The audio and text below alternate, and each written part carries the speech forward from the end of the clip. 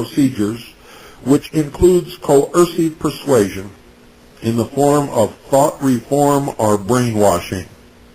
The book also includes information about, and I quote, change agent skills and unfreezing, changing and refreezing attitudes. And in David Jenkins' essay in the book, he explains that the laboratories conducted by the NTL have recently moved from an emphasis on skill training to sensitivity training.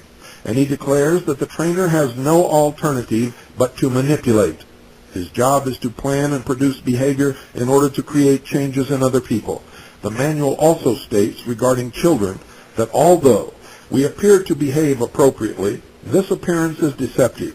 We are pseudo-healthy persons who can benefit from sensitivity training, end quote. April 26th of the same year, the Tulsa Tribune, after learning that the NEA had a file on its editor under Critics of Education, printed an editorial asking, quote, what is the function of the National Education Association? To improve the education of America's children or to stifle criticism of present educational methods, end quote. In October of the same year, the Chicago Sun-Times publishes an editorial stating, quote, that the National Education Association advocated federal aid has surprised us at times, but no longer. For control, real control over the nation's children is being shifted rapidly to the National Education Association. That organization has about completed the job of cartelizing public school education under its own cartel. It is doing so under an organization known as the National Council for Accreditation of Teachers' Education, an agency whose governing council is tightly NEA controlled. The manner in which the NEA is usurping parental prerogatives by determining the type of education offered is very simple. Control the education and hiring of teachers. NEA has no apprehension regarding federal control of public schools as a consequence of federal aid. It has control itself. It is extending that control over colleges and universities, which are all Marxist now. In the NEA scheme of things, it will be a simple matter to extend control over whatever Washington agency handles the funds, end quote. October 20th of the same year, the New York Times publishes, quote, McMurrin insists he quit to teach, end quote, by Wallace Turner, in which he writes that before Sterling McMurrin resigned as U.S. Commissioner of Education, Dr. McMurrin told NEA head William Carr, quote, you and I head up the biggest bureaucracies. You and I head up the biggest bureaucracies in Washington. The National Education Association has all of the bureaucratic shortcomings and is in danger of moving toward national control of education, not by the federal government, but by the NEA, end quote. In 1963, March and April, a special supplement of AV Communication Review is published as monograph number 2 of the Technologically Development Project of the NEA. The project, ladies and gentlemen, is under contract number SAE-9073 with the United States Office of Education, of Health, Education, and Welfare as authorized under Title VII, Part B of the National Defense Education Act of 1958.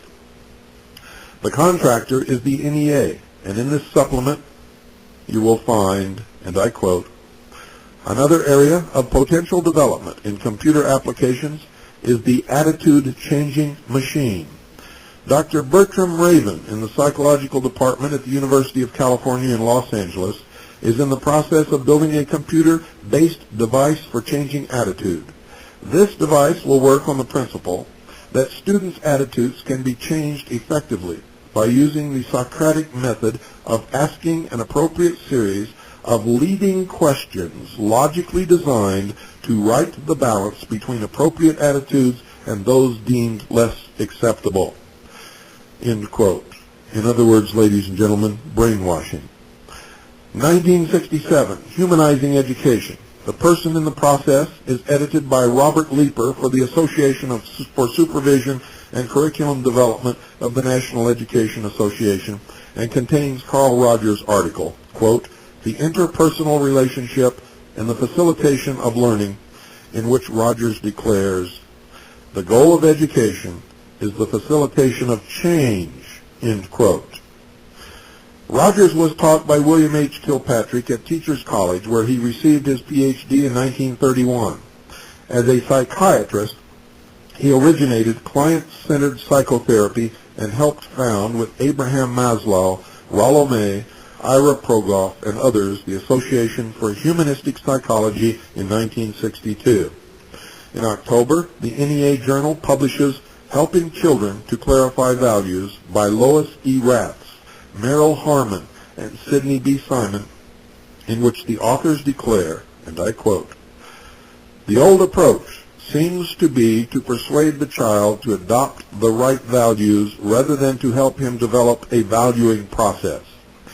Clarifying is an honest attempt to help a student look at his life and to encourage him to think about it in an atmosphere in which positive acceptance exists.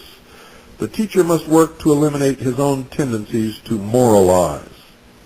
And in November, the NEA Journal publishes the new social studies, in which one will read, quote, "Probably the most obvious change occurring in the social studies curriculum is a breaking away from the traditional dominance of history, geography, and civics. Materials from the behavioral sciences, sociology, social psychology are being incorporated into both elemental and secondary school programs." The NEA Executive Secretary Sam Lambert comments, "NEA will become a political power second to no other special interest group.